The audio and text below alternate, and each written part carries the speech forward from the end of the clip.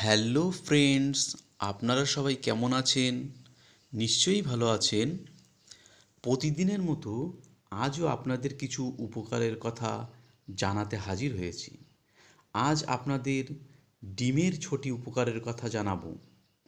যদি আপনাদের ভালো লেগে থাকে তবে আমার এই চ্যানেলটি সাবস্ক্রাইব ও শেয়ার করতে ভুলবেন না।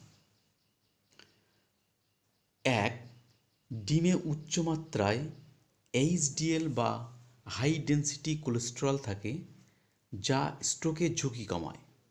দুই, ডিমের হলুদ অংশ, আমরা যাকে ডিমের কুসুম বলি, তাতে প্রচুর পরিমাণে কোলিন থাকে, যা আমাদের শরীরের বিপাক ক্রিয়া বৃদ্ধির জন্য যথেষ্ট।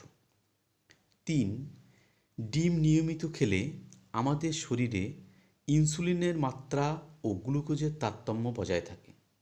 চার, ডিমের কুসুমে শক্তিশালী অ্যান্টিঅক্সিডেন্ট থাকে, যা আমাদের চোখের বিভিন্ন ধরনের রোগের ঝুঁকি কমায়।